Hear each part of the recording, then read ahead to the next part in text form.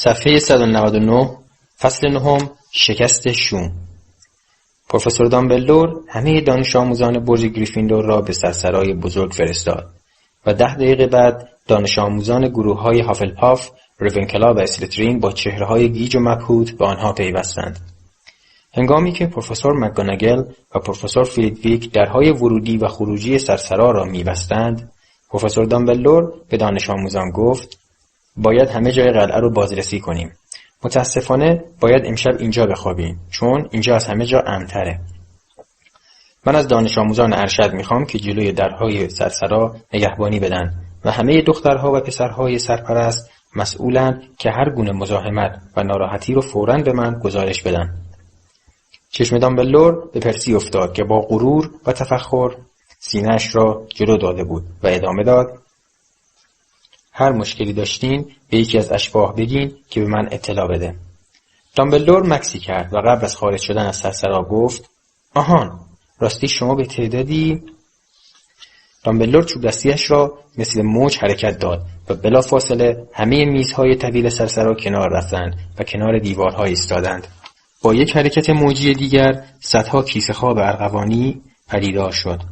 دامبلدور با آنها شب بخیر گفت، از سرسرا بیرون رفت و در را پشت سرش بست. بلافاصله همه دانش آموزان فضای سرسرا را پر کرد. گریفیندورها برای بقیه تعریف می‌کردند که چه اتفاقی افتاده است. پرسی فریاد زد: همه برن توی کیسه خوابشون. زود باشین، انقدر حرف نزنین. تا 10 دقیقه دیگه چراغ‌ها خاموش میشن. رون به هری و هرماینی گفت: بیاین. هر یک کیسه خوابی برداشتند و آنها را به گوشه‌ای کشیدند. هرماینی با نگرانی زمزمه کرد: به نظر شما بلک هنوز توی قلعه است؟ رون گفت: دامبلدور که فکر میکنه ممکنه هنوز اینجا باشه. سپس با همان لباسها به درون کیسه خواب رفتند و سرشان را به دستشان تکیه دادند که با هم صحبت کنند. هرماینی گفت: خیلی شانس آوردیم که بلک امشب رو انتخاب کرد. تنها شبی بود که ما توی برج نبودیم. چون حتما فراریه از زمان غافل شده. حتما یادش نبوده که امشب هالووینه وگرنه میومد اینجا. هرماینی بر خود لرزید. همه کسانی که اطرافشان بودن از هم میپرسیدند چطوری تونسته وارد قلعه بشه. یکی از ریونکلاها که چند متر آن طرفتر بود گفت: حتما اون بلد یه جا ظاهر بشه، یعنی یه جا غیب بشه و یه جای دیگه ظاهر بشه. یکی از دانش آموزان سال 5 گروه هافلپاف گفت: شاید هم تغییر قیافه داده. دین تامس گفت: ممکنه پرواز کرده باشه. هرماینی با عصبانیت به رون و هری گفت: مثل اینکه من تنها کسیم که تاریخچه هاگوارتس رو خوندم. رون گفت: ممکنه. برای چی؟ برای اینکه فقط دیوارها نیستن که از این قلعه محافظت میکنن. انواع و اقسام جادو و افسون به کار رفته که از ورود دزدکی افراد به قلعه جلوگیری میکنه. بنابراین کسی نمیتونه اینجا ظاهر بشه. این از این. خیلی دلم میخواد بدونم چه جور تغییر قیافه‌ای میتونه اون دیوانه سازا رو گول بزنه. اونا جلوی همه درهای ورودی محوطه قلعه نگهبانی میدن. اگر پرواز هم میکرد اونا میدیدنش. تونل‌های مخفی قلعه رو هم که فیلچ همه رو مثل کف دست میشناسه. احتمالاً اونا رو هم کور میکنن. پرسی فریاد زد: همین الان چراغ‌ها خاموش میشه. همه باید توی کیسه خوابشون باشن. دیگه کسی حرف نزنه. بلافاصله همه شمع‌ها خاموش شدند. اکنون تنها روشنایی آنجا از اشباح نقره‌ای ساطع میشد که دائم در رفت و آمد بودند و با دانش آموزان ارشد صحبت میکردند. علاوه بر آن سقف سحرآمیز سرسرا که اکنون مثل آسمان بیرون قلعه صاف و پر از ستاره‌های ریز و درشت بود در فضای تاریک سرسرا می‌درخشید.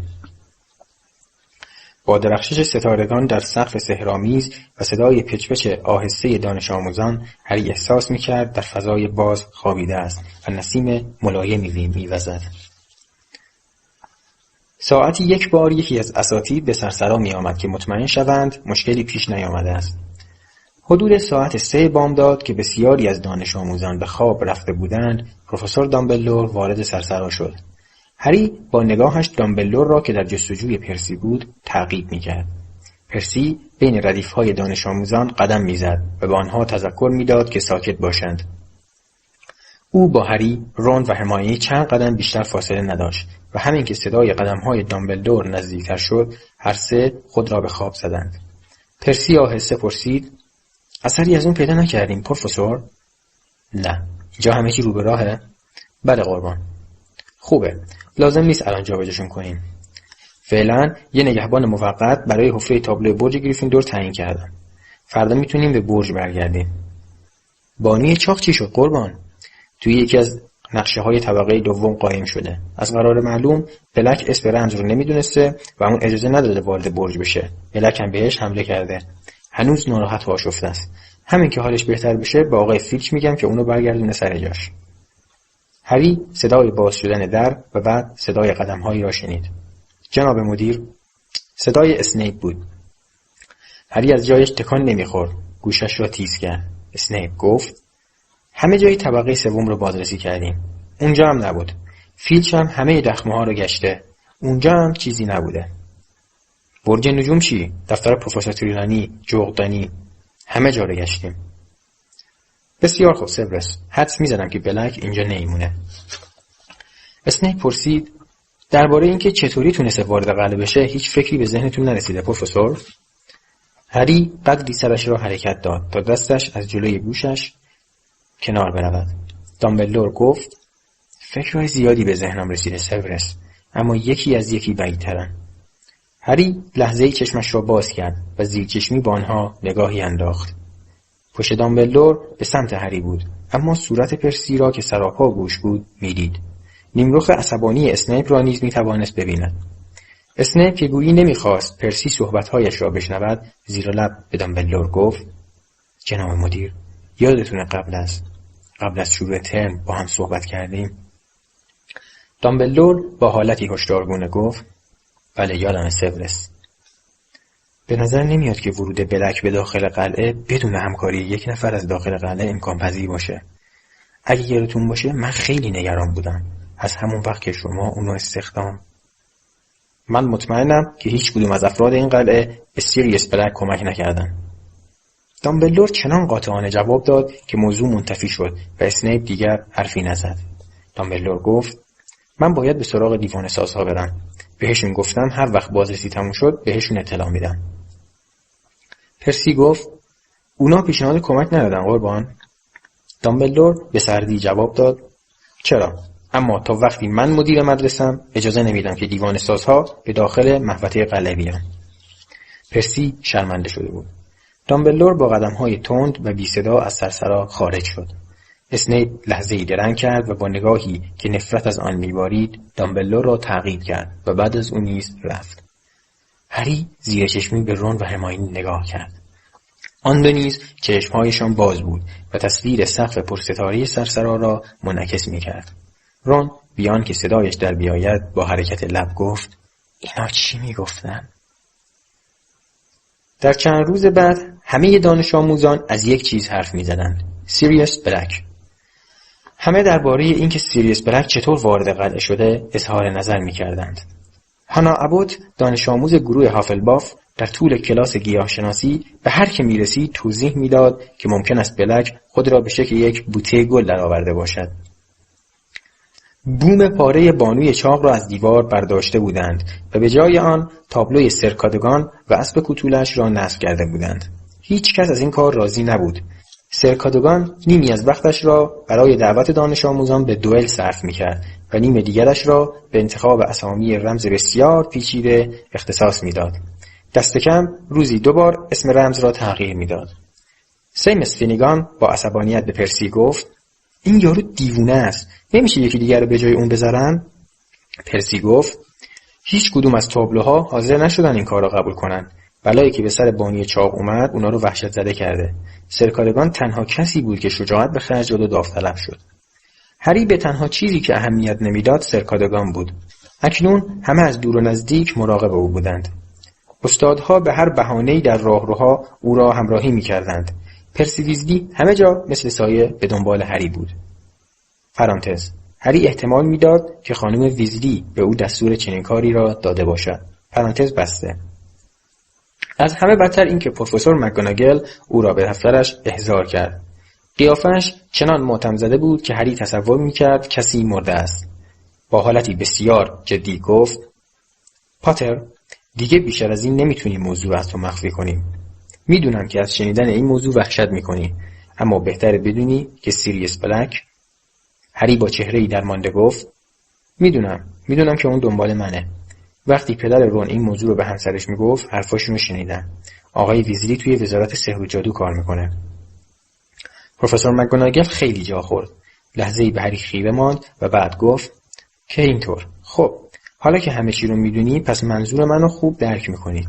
به نظر من اصلا درست نیست که شبها برای تمرین کویدیچ بیرون بری. حضور تو با چند دانش آموز دیگه توی زمین کویدیچ خیلی خطرناکه.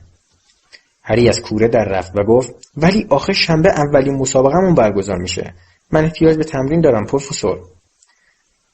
پروفسور مکگوناگل با دقت او را برانداز کرد.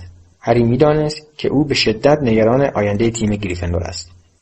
در واقع این او بود که اولین بار پیشنهاد کرد هری را به عنوان بازیکن جستجوگر تیم بپذیرند. هری نفس را در سینه حبس کرد و منتظر ماند.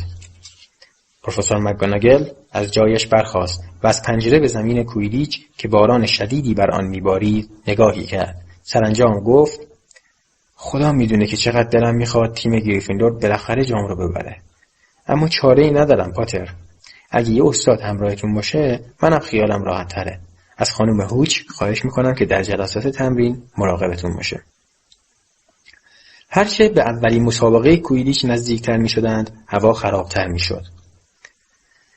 اما تیم گریفیندور بیدیم نبود که با این بادها بلرزد و در حضور خانم هوچ با جدیت و تلاشی بی سابقه به تمرین خود ادامه میداد.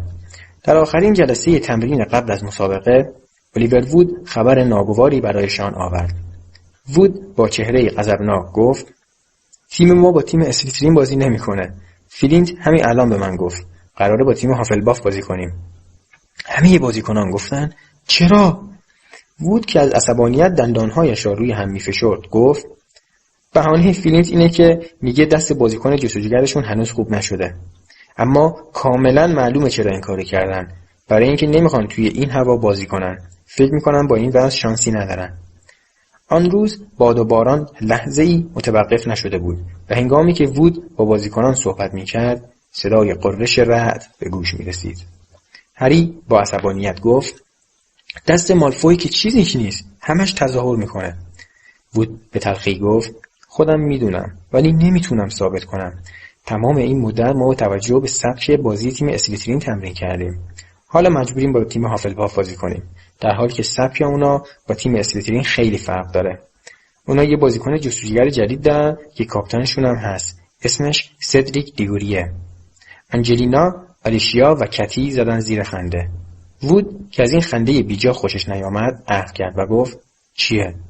انجلینا گفت همون که خوش قیافه و قد بلنده. کتی گفت همون که هم قویه هم ساکته. فرد که حوصله‌اش سر رفته بود گفت ساکت بودنش برای اینکه زیادی کودنه و نمیتونه کلمه‌ها رو دنبال هم ردیف کنه. الیور من نمیفهمم تو برای چه اینقدر ناراحتی؟ بردن از تیم هافلپاف مثل آب خوردنه. آخرین بار که باهاشون بازی کردیم 5 دقیقه طول نکشید که هری گوی زرین رو گرفت. یادتونه؟ وود که آتش خشم در چشم‌هایش شعله‌ور بود فریاد زد اون موقع شرایط کاملا فرق می‌کرد. با اومدن دیگوری تیمشون جون گرفته. اون جستجوگر فوق‌العاده‌ایه. ترسم از همین بود که اونا رو دست کم بگیریم. ما نباید دست روی دست بذاریم. باید نیروهامون رو متمرکز کنیم. تیم اسلیترین میخواد به ما رو دست بزنه. ما باید ببریم. فرد که تا حدودی هوشیار شده بود گفت آروم باش الیور، ما تیم هافلباف رو جدی میگیریم. جدی. روز قبل از مسابقه باد زوزه میکشید و باران تندتر از همیشه میبارید. داخل راهروها چنان تاریک بود که مشعله‌ها و فانوس‌های اضافی را روشن کرده بودند. بدیهی است که بازیکنان تیم اسلیترین راضی و خوشنود بودند و راضی‌تر از همه دریکو مالفوی بود. باد وحشیانه زوزه می‌کشید، انگار می‌خواست پنجره‌ها را از جا بکند. مالفوی آهی کشید و گفت اگه دستم یه ذره بهتر شده بود چی؟ هری به هیچ چیز جز مسابقه روز بعد نمی‌اندیشید. الیور وود در زنگ‌های تفریح شتابان به سراغشان می‌آمد و نکات بیشتری را به او تذکر می‌داد. سومین باری که به سراغ هری آمد، صحبتش چنان طولانی شد که وقتی هری به خود آمد، متوجه شد که 10 دقیقه از شروع کلاس دفاع در برابر جادوی سیاه گذشته است. دوان دوان به سوی کلاس رفت و وود پشت سرش فریاد زد: بیگوری خیلی سریع تغییر جهت میده هری، بنابراین باید سعی کنی اونو جا بذاری. هری جلوی در کلاس سر خورد و ایستاد. سپس در را باز کرد و وارد شد و گفت: پروفسور لوپین، ببخشید که دیر کردم. اما استادی که از پشت میز به او نگاه میکرد پروفسور لوپین نبود، اسنیپ بود. او گفت: این کلاس 10 دقیقه پیش شروع شد، بنابراین 10 امتیاز از گروه گریفیندور کم میکنم. بشین. هری از جایش تکان نخورد و پرسید: پروفسور لوپین کجاست؟ اسنیپ لبخند کجی زد و گفت: پروفسور گفت که امروز حالش خوب نیست و نمیتونه به کلاس بیاد. مگه نگفتم بشین؟ اما هری همانجا ایستاد و گفت: حالش بده؟ چشمهای سیاه اسنیپ برقی زد و جواب داد: نترس، بیماریش خطرناک نیست. اسنیپ این جمله را طوری بر زبان آورد گویی آرزو می‌کرد غیر از این باشد. اسنیپ گفت: 5 امتیاز دیگه از گریفیندور کم می‌کنم و اگه باز هم نشینی 5 امتیاز میشه 50 امتیاز. هری آهسته به طرف صندلیاش رفت و نشست. اسنیپ به کلاس نگاه کرد و گفت: بله، همونطور که قبل از اومدن پاتر میگفتم، پروفسور لوپین سرفصل‌هایی رو که تا حالا تدریس کرده اینجا نوشته. هرماینی بلافاصله گفت: ببخشید آقا، ما تا حالا درس لولو خورخوره‌ها، کلاه قرمزی‌ها، قفازها و زردنبوها رو خوندیم و امروز می‌خواستیم درس. اسنیپ به سردی گفت: ساکت، من از شما نپرسیدم. من فقط داشتم از بی‌برنامگی پروفسور لوپین انتقاد می‌کردم. دین تامس جسورانه گفت: ما تا حالا برای درس دفاع در برابر جادوی سیاه استادی بهتر از اون نداشتیم. بقیه کلاس نیز شروع کردن به تایید حرف دین تامس. اسنیپ که قیافه‌اش ترسناکتر از همیشه شده بود گفت: بایدم از کارش راضی باشین، برای اینکه اصلا ازتون کار نمیکشه. به نظر من درس کلاه قرمزی‌ها و زردنبوها به درد سال اول میخوره. خب امروز درس. هری به اسنیپ خیره شده بود. او کتاب را آنقدر ورق زد تا به فصل‌های آخر برسد، زیرا مطمئن بود که این قسمت هنوز تدریس نشده است. سرانجام گفت: درس گرگینه ها را کار میکنیم. پاورقی. گرگینه موجودی افسانه‌ای که ظاهرش انسان است و در شرایط خاص تبدیل به گرگ می شود. معادل کلمه انگلیسی ورولف. ادامه متن. هرماینی نتوانست جلوی خود را بگیرد و گفت: ولی آقا، امروز قرار نبود گرگینه ها رو بخونیم. میخواستیم درس قازقلنگ و. اسنیپ با حالتی سرد و خوش گفت: دوشیز گرنجر، من تعیین میکنم که چه درسی رو بخونید، نه شما. حالا همه صفحه 394 رو باز کنید. اسنیپ نگاهی به کلاس انداخت و گفت: گفتم همین الان. بعضی ها زیر لب قرولند کردند و بعضی دیگر او را چپچپ نگاه می کردند و بالاخره همه کتابهایشان را باز کردند. اسنیپ گفت: کدومتون میتونید توضیح بدید که چجوری میشه یک گرگینه رو از گرگ واقعی تشخیص داد؟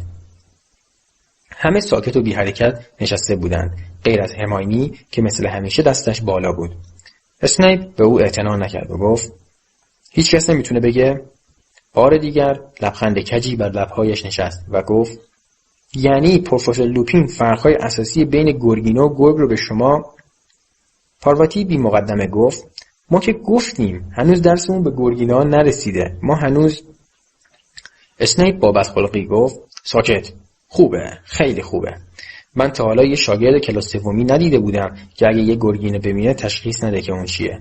باید به پروفسور دامبلدور بگم که شما چقدر عقبید. هرماینی که هنوز دستش را پایین نیاورده بود گفت: ببخشید آقا، گرگینه با گرگ چند تا فرق کوچیک داره. یکی این که پوزش. اسنیپ به سردی گفت: این دومین باره که بی اجازه صحبت میکنی دوشیز گرنجر. 5 امتیاز از گریفیندور کم میشه برای اینکه یه شاگرد غیر قابل تحمل داره که علامه دهر هم هست. هرماینی مثل لبو سرخ شد. دستش را پایین آورد و با چشمهای پر اشک سرش را پایین انداخت. همه دانش آموزان کلاس با خشم و غضب به اسنیپ نگاه می‌کردند و این نشان می‌داد که چقدر از اسنیپ متنفرند، زیرا همه آنها حداقل یک بار این لقب را به هرماینی داده بودند. رون که دست کم روزی 2 بار به هرماینی میگفت علامه دهر، با صدای بلند و رسا گفت: شما از ما سوال کردین و اون چون جواب میدونست به سوالتون جواب داد. اگه نمیخوان کسی جواب سوالتون رو بده پس چرا میپرسین؟ رون زیاده روی کرده بود و همه بلافاصله متوجه این موضوع شدند. اسنیپ آهسته به سوی رون آمد. همه نفسها را در سینه حبس کرده بودند. اسنیپ صورتش را به صورت رون نزدیک کرد و به نرمی گفت: مجازات در انتظارت ویزلی. اگه یه بار دیگه از روش تدریس من ایراد بگیری من میدونم تو. تا آخر ساعت نفس از قفس کسی در نیامد. همه سرگرم یادداشت برداشتن از فصل گرگینه ها شدند و اسنیپ بین ردیف صندلی ها قدم میزد و درباره جزوه ها و مقاله های کلاس اظهار نظر میکرد. چه توضیح ناقصی! این اصلا غلطه. غواص ها بیشتر در مغولستان یافت میشوند. لوپین به این توضیح 8 نمره از 10 نمره داده، من به این 3 هم نمیدم. وقتی بالاخره زنگ خورد، اسنیپ همه را در کلاس نگه داشت و گفت: همه شما باید یه مقاله بنویسین و به خود من تحویل بدین. موضوع مقاله اینه: چطور میتوان یک گرگینه را شناخت و به قتل رساند. 2 لوله کاغذ باید بنویسین. دوشنبه صبح مقاله ها رو تحویل میگیرن. ویزلی تو باید بمونی. باید تصمیم بگیرم که چطور مجازاتت کنم. هری و هرماینی همراه سایرین از کلاس خارج شدند و همین که به اندازه کافی از کلاس دور شدند، همه با عصبانیت شروع کردند به بد و بیراه گفتن به اسنیپ. هری به هرماینی گفت: با اینکه اسنیپ همیشه می‌خواسته کلاس دفاع در برابر جادوی سیاه رو خودش دست بده، تا حالا با هیچ کدوم از استادای دیگه اینطوری برخورد نکرده بود. چرا انقدر با لوپین لجه؟ به نظر تو همش برای قضیه لولو خورخوره نیست؟ هرماینی که به فکر فرو رفته بود گفت: نمیدونم. خدا کنه پروفسور لوپین هر چی زودتر حالش خوب شه. رون 5 دقیقه بعد به آنها رسید. به شدت عصبانی بود و نفس میزد. با مشت‌های گره زده گفت: میدونین اون؟ رون به اسنیپ فحشی داد و با نگاه ملامتبار هرماینی مواجه شد. میدونین اون به من گفت چیکار کنم؟ باید لگن مریض‌های درمانگاه رو بشورم. اونم بدون استفاده از جارو. کاشکی بلک تو دفتر اسنیپ قایم شده بود و ما رو از شرش خلاص میکرد. صبح روز بعد هری بسیار زود از خواب بیدار شد. هنوز هوا روشن نشده بود. لحظه‌ای تصور کرد با صدای رعد از خواب پریده است، اما بلافاصله نسیم سردی به پشت گردنش خورد و از جا جست. بعد اونو روح مزاحم در هوا شناور بود و او را فوت میکرد. هری با عصبانیت گفت: برای چی اینجوری کردی؟ بعد اونو لب‌هایش را پر از باد کرد و همانطور که فوت میکرد عقب رفت و خنده کنان از اتاق خارج شد. هری غلطی زد و به ساعت شماته‌دار نگاهی انداخت. ساعت 4:30 بود. فحشی نثار بدعنق کرد و غلط زد که بخوابد، اما خوابش نمی برد. صدای قررش رعد و زوزه باد با صدای خشخش درختان در جنگل ممنوع درآمیخته بود و خوابیدن در چنین شرایطی برایش دشوار بود. چند ساعت دیگر باید به زمین کویلیچ میرفت و در این تند باد به مبارزه میپرداخت. سرانجام از خوابیدن منصرف شد. از جایش برخاست، لباس پوشید، جاروی نیمبوس 2000 را برداشت و از خوابگاه بیرون رفت. هنگامی که در خوابگاه را باز کرد، چیزی به ساق پایش خورد. خم شد و درست به موقع کچپا را از دم گرفت و بیرون کشید. با بدگمانی به کچپا گفت: مثل اینکه رون حق داشت. این همه موش اینجاست. چرا چسبیدی به خالخالی بیچاره؟ برو دنبال موشای دیگه. سپس سقلمه‌ای به کچپا زد و او را به طرف پایین پلکان مارپیچی هل داد و گفت: برو دیگه، دست از سر خالخالی بردار. در سالن عمومی صدای قررش رعد با صدای بلندتری تنه میانداخت. هری اطمینان داشت که مسابقه برگزار خواهد شد. مسابقات کویلیچ برای مسئله پیش پا افتاده‌ای مثل باران و رعد و برق به تعویق نمیافتاد. با وجود این نگرانیش قوت میگرفت. وود سدریک دیگوری را در راهرو به او نشان داده بود. دیگوری دانش آموز سال 5 و بسیار درشتر از هری بود. به طور معمول بازیکن جستجوگر باید فرز و چابک باشد، اما در این هوای طوفانی سنگینی دیگوری یک امتیاز محسوب میشد، زیرا امکان نداشت باد او را از مسیرش منحرف کند. هری تا سپیده دم کنار بخاری دیواری نشست. هر چند وقت یک بار مجبور میشد از جایش برخیزد و کچپا را که دزدکی از پلکان خوابگاه پسرها بالا میرفت بگیرد. بالاخره هنگامی که حدس می‌زد صبحانه آماده است، تک و تنها از حفره تابلو بیرون رفت. همانجا بایست و مبارزه کن ای پست فطرت رذل. صدای نعره سرکادگان بود. هری همانطور که خمیازه می‌کشید گفت خفه شو بابا. بعد از خوردن یک کاسه حلیم جان گرفت و هنگامی که می‌خواست نان برشته‌ای را بردارد، بقیه بازیکنان تیم از راه رسیدند. وود که لب به چیزی نمی‌زد گفت مبارزه سختی در پیش داریم. آلیشیا با حالتی دلجویانه گفت اینقدر نگران نباش الیور، یه ذره بارون که چیزی نیست. اما شدت باران بسیار بیشتر از یک ذره بود. مسابقه کویدیچ چنان محبوب بود که طبق معمول همه مدرسه برای تماشای مسابقه جمع شده بودند. اما باران به قدری شدید بود که وقتی از چمنها می‌گذشتند که به زمین کویدیچ برسند، همه سرها را خم کردند و چیزی نمانده بود باد چترهایشان را به آسمان ببرد. هری قبل از ورود به رختکن بازیکنان چشمش به مالفوی افتاد که همراه کراب و گویل به جایگاه تماشاچیان می‌رفتند و در پناه چتر بزرگی که در دست داشتند می‌گفتند و می‌خندیدند و او را به هم نشان می‌دادند. بازیکنان رداهای سرخ را به تن کردند و منتظر ماندند تا الیور مثل همیشه قبل از شروع بازی با شور و شوق آنها را به تحرک بیشتر وادارد. او چند بار سعی کرد چیزی بگوید، اما هر بار بغض گلویش را گرفت.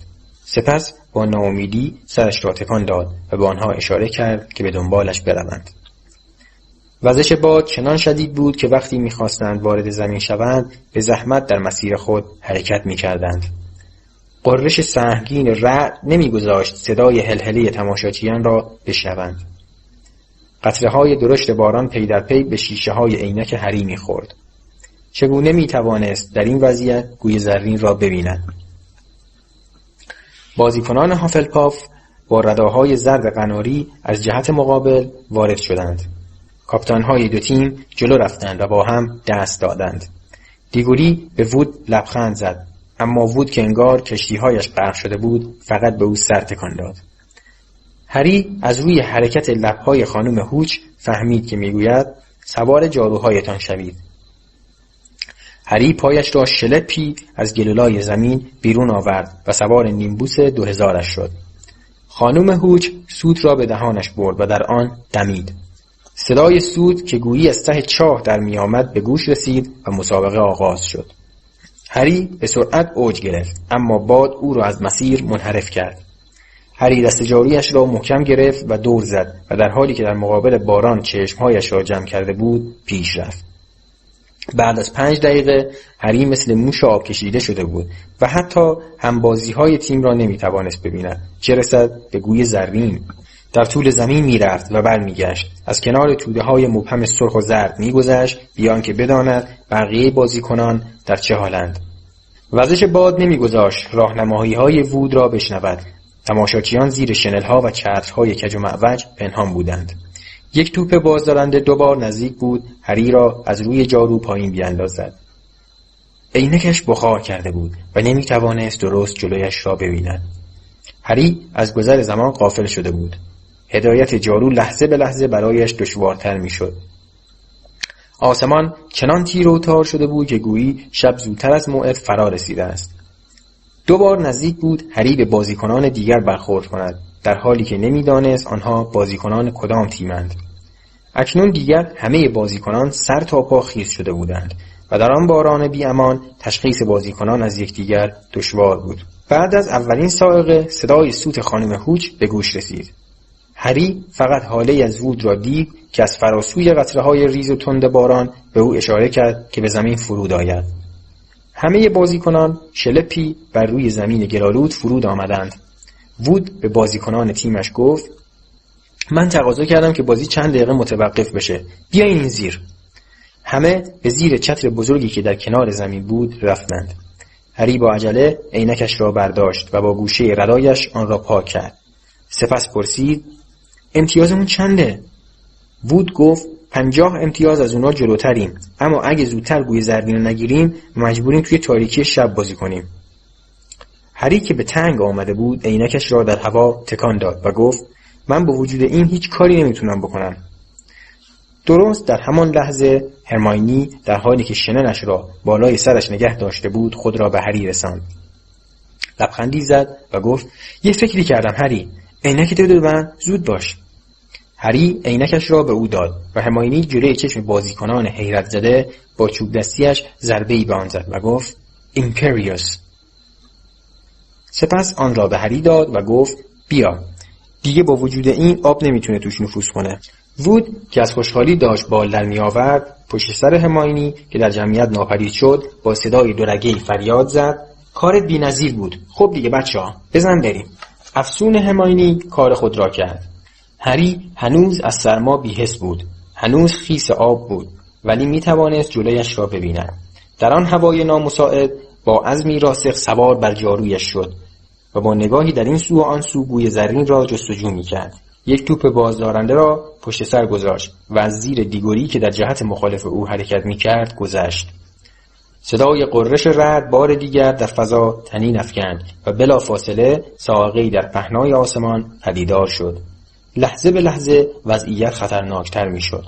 هری باید هر چه زودتر به گوی زرین دست می‌یافت. هری دور زد که به سمت وسط زمین پرواز کند، اما در همان لحظه دوباره آسمان برقی زد و چشمهای هری به جایگاه تماشاچیان افتاد. آنچه دید حواسش را به کلی پرت کرد. در پهنه تابناک آسمان سایه عظیم و سیاه یک سگ پشمالو خودنمایی می‌کرد که در ردیف خالی صندلی‌های بالای جایگاه بی حرکت ایستاده بود. دستهای بی‌حسش بر روی دست جارو لغزید و نیمبوس چند متر پایین آمد. سرش را تکان داد تا موهای خیس روی پیشانیش را از جلوی چشمش کنار بزند. سرش را برگرداند و با چشمهای جمع شده به ردیف صندلی‌ها نگاهی بیاندازد. سگ ناپدید شده بود. صدای نعره پر اضطراب وود از جلوی تیر دروازه گریفیندور به گوش رسید که میگفت هری پشت سرته. هری به تندی اطرافش را نگاه کرد. سدریک دیگوری با سرعتی برق‌آسا بر فراز زمین کویدیچ اوج می‌گرفت و نقطه کوچک طلایی رنگی بین آنها در زیر ضربات بی‌وقفه باران می‌درخشید. قلب هری در سینه فرو ریخت. بر روی جارویش به حالت خوابیده درآمد و با سرعتی سرسام‌آور به سوی گوی پرواز کرد. قطره‌های باران همچون تازیانه بر صورتش خورد و او به نیمبوسش گفت زود باش دیگه، تندتر. اما حادثه عجیبی در شرف وقوع بود. سکوت خوفناکی بر ورزشگاه حکم فرما شد. باد که با همان شدت می‌وزید گویی زوزه‌هایش را از یاد برده بود. انگار کسی صدای این صحنه را قطع کرده بود. انگار هری کر شده بود. چه پیش می‌آمد؟ آنگاه سرمای آشنای نفرت انگیزی بر وجود هری چنگ انداخت و به درونش نفوذ کرد. هری متوجه شد که آن پایین در زمین بازی چیزی در حرکت است. قبل از آنکه فرصت فکر کردن داشته باشد از گوی زرین چشم برداشت و پایین را نگاه کرد. دست کم 100 دیوانه ساز که صورتهای ناپیدایشان به سمت او بود در زمین بازی ایستاده بودند. هری احساس می‌کرد آب یخ در سینه‌اش انباشته می‌شود، لبریز می‌شود و وجودش را فرا می‌گیرد. آنگاه دوباره آن صدا را شنید. یک نفر در ذهنش جیغ می‌زد. یک زن بود. هری رو نه، خواهش می‌کنم، هری رو نه. برو کنار دختر ابله، زود باش، برو کنار. هری رو نکشین، خواهش می‌کنم، به جای اون منو بکشین. غبار سفید میچرخید و در مغز هری نفوذ می‌کرد. تمام بدنش بی‌حس شده بود. آنجا چه می‌کرد؟ برای چه پرواز می‌کرد؟ او باید با آن زن کمک می‌کرد. جان او در خطر بود. یک نفر می‌خواست او را به قتل برساند. هری در میان غبار سفید رنگ پایین آمد. پایین‌تر. هری رو نکشین، خواهش می‌کنم، رحم کن. صدای خنده وحشتناکی در گوشش پیچید. زن همچنان جیغ می‌زد. هری دیگر چیزی نفهمید. چه خوب شد زمین نرم بود. من فکر می‌کردم می‌میره. حتی عینکش هم نشکسته. هری زمزمه‌ها را می‌شنید، اما هیچ یک برایش معنایی نداشت. نمی‌دانست کجاست یا چطور به آنجا آمده یا قبل از آمدن به آنجا چه می‌کرده. تنها چیزی که می‌دانست این بود که تمام بدنش درد می‌کند، درست مثل اینکه بدنش را کوبیده باشند. به عمرم صحنه‌ای به این وحشتناکی ندیده بودم. وحشتناک ترین چیز، شنل‌های کلاهدار سیاه، سرما، جیغ. چشم‌های هری ناگهان باز شد. روی تخت درمانگاه خوابیده بود. بازیکنان سرتاپا گلالود تیم گریفیندور دور تختش را گرفته بودند. رون و هرماینی نیز مثل موش آب کشیده در گوشه‌ای ایستاده بودند. فرد که صورتش در زیر لکه‌های گل مثل گچ سفید شده بود گفت: سلام هری، حالت چطوره؟ تصاویر چند ساعت پیش مثل برق از جلوی چشم هری می‌گذشت. صاعقه، طالع نحس، گوی زرین و دیوانه سازها. هری چنان ناگهانی بلند شد و نشست که همه نفسها را در سینه حبس کردند. سپس پرسید: چه اتفاقی افتاده؟ فرد گفت: تو افتادی. ارتفاعش چقدر بود؟ 15 متر بود، نه؟ آلیشیا که میلرزید گفت: ما فکر میکنیم تو میمیری. هرماینی که چشمهایش قرمز شده بود جیغ کوتاهی زد و گفت: خدا نکنه. هری گفت: مسابقه چی شد؟ بعد دوباره باهاشون بازی کنیم؟ هیچ کس چیزی نگفت. حقیقت تلخ و ناگوار همچون پتکی بر سرش کوبیده شد و گفت: باختیم؟ جورج گفت: درست بعد از سقوط تو دیگوری گوی زرین رو گرفت. نمیدونست چی شده. وقتی پشت سرش رو نگاه کرد و دید تو روی زمین افتادی سعی کرد بازی رو به هم بزنه. میخواست کاری کنه که دوباره بازی کنیم، اما دیگه اونا برنده شده بودن. هیچ تردیدی وجود نداشت. حتی وود هم اقرار کرد. هری که تازه فهمیده بود وود در اتاق نیست پرسید: پس وود کجاست؟ فرد گفت: زیر بارون واسطاده. اگه اشتباه نکنم میخواد خودش رو غرق کنه. هری سرش را به زانوهایش تکیه داد و با دو دستش سرش را گرفت. ناراحت نباش هری. تو که تا حالا هیچ وقت گوی زرین رو از دست نداده بودی. جورج گفت: حالا که چیزی نشده. آدم یه بار میبره یه بارم میبازه. فرد گفت: دنیا که به آخر نرسیده. درسته که باختیم ولی 100 امتیاز کسب کردیم. حالا اگه هافلباف به ریونکلا ببازه و ما از ریونکلا و اسلیترین ببریم، جورج گفت: هافلباف باید با اختلاف 200 امتیاز ببازه. اما اگه اون از ریونکلا ببرن چی؟ امکان نداره. بچهای ریونکلا بازیشون حرف نداره. اما اگه اسلیترین با هافلباف ببازه، همش بستگی به این داره که هر تیم چه امتیازی کسب کنه. با اختلاف 100 امتیاز ممکنه. هری همانجا نشسته بود و حرف نمیزد. آنها شکست خورده بودند. برای اولین بار او باعث شده بود در مسابقه کویدیچ شکست بخورند. 10 دقیقه بعد خانم پامفری وارد اتاق شد و از بازیکنان خواست که از آنجا بروند تا هری استراحت کند. بازم به دیدنت میایم. انقدر قصه نخور. تو هنوز هم بهترین جستجوگر هستی که تیم گریفیندور داشته. بازیکنان مثل لشکر شکست خورده از اتاق خارج شدند و رد پای گلالودشان بر کف اتاق به جا ماند. خانم پامفری با ناراحتی در را پشت سر آنها بست. رون و هرماینی به تخت هری نزدیکتر شدند. هرماینی که صدایش میلرزید گفت: دامبلدور خیلی عصبانی بود. تا حالا ندیده بودم که اون اینقدر عصبانی بشه. وقتی از روی جارو افتادی دامبلدور دوان خودشو به زمین رسوند و چوب دستیشو به طرف دیوانه سازها گرفت و اونو چرخوند. بعد بلافاصله یه چیز نقره‌ای از چوب دستی شلیک شد و به طرف دیوانه سازها رفت و اونا هم بلافاصله از ورزشگاه خارج شدن. دامبلدور داشت از عصبانیت منفجر میشد. میگفت چرا دیوانه سازها وارد مدرسه شدن؟ ما خودمون شنیدیم که گفت. رون گفت: بعد تو رو با سحر و افسون روی برانکار سحرآمیز خوابوند و وقتی برانکار تو رو به داخل مدرسه میبرد خودش پیاده دنبالت میومد. همه فکر کردن تو. صدای رون آهسته تر شد. هری به او توجهی نداشت و به بلایی که دیوانه سازها بر سرش آورده بودند میاندیشید. به صدای جیغ فکر میکرد. سرش را بلند کرد و چشمش به رون و هرماینی افتاد که با نگرانی او را نگاه میکردند. هری برای آنکه آنها را از نگرانی درآورد با حالتی عادی گفت: کسی نیمبوس من نگرفت؟ رون و هرماینی به یکدیگر نگاه کردند و چیزی نگفتند. هری که نگاهش بین آن دو در نوسان بود پرسید: چی شده؟ هرماینی گفت: خب وقتی تو افتادی باد اونو با خودش برد. خب بعد خورد به وای هری، خورد به بیل کتک زن. قلب هری در سینه فرو ریخت. بیل کتک زن تک درخت وحشی و ناآرام محوطه مدرسه بود. هری با اینکه تحمل شنیدن جواب سوالش را نداشت پرسید: بعد چی شد؟ رون گفت: خودت که بیل کتک زن خوب میشناسی. خوشش نمیاد چیزی بهش بخوره. هرماینی که صدایش به زور در می آمد گفت: قبل از اینکه به هوش بیاید پروفسور فیلدریک نیمبوس رو آورد. هرماینی آهسته دستش را پایین برد و از کنار پایش کیسه ای را برداشت. سپس آن را وارونه کرد و مقدار زیادی خرده چوب روی تخت پراکنده شد. تنها بقایایی که از دست جاروی وفادار و خرد شده هری باقی مانده بود.